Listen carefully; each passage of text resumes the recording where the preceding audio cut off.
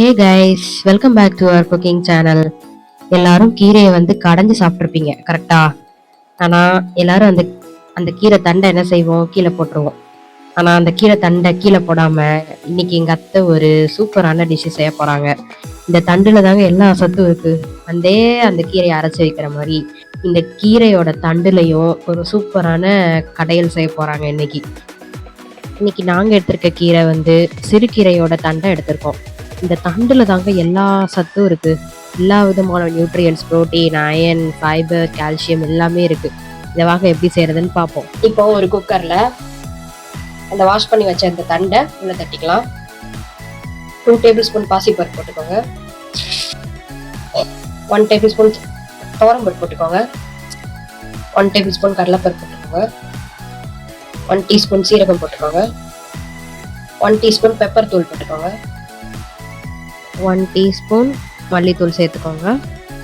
ஒரு 6 சின்ன வெங்காயம் சேர்த்துக்கோங்க. ஒரு 3 பல் பூடு ஆட் பண்ணிக்கலாம். மீடியம் சைஸ் முழு தக்காளி ஃபுல்லாக சேர்த்துக்கோங்க.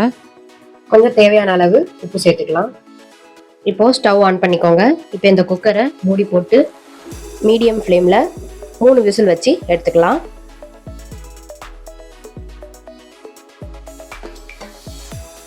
ஸ்டீம்லாம் போய் எல்லாம் ரெடியாக இருக்கு. இப்போ ஓப்பன் பண்ணி பார்த்துருவோமா? நல்லா ஓப்பன் பண்ணும்போதே நல்லா வாசனையாக இருக்கு. இந்த தண்டுக்கீரையை லைட்டாக மசிச்சு விட்டு இதை நீங்கள் சூப் மாதிரியும் குடிச்சுக்கலாம்.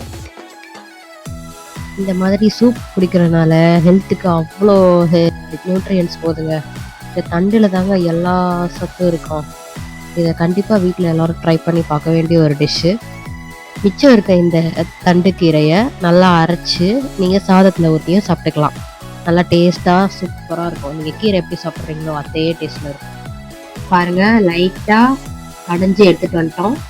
இதை நீங்கள் சாதத்தில் ஊற்றி லைட்டாக நெய் ஊற்றியும் சாப்பிட்டுக்கலாம், ஆப்ஷனல் தான். குட்டி பேபிஸ் எல்லாருக்கும் நல்லா நெய் ஊற்றி கொடுங்க, சூப்பர் டேஸ்ட்டாக நல்லா சாப்பிடுவாங்க. இது ஒரு ஹெல்த்தியான டிஷ்ஷு. கண்டிப்பாக எல்லோரும் வீட்டில் ட்ரை பண்ணி பார்த்துட்டு சொல்லுங்கள்.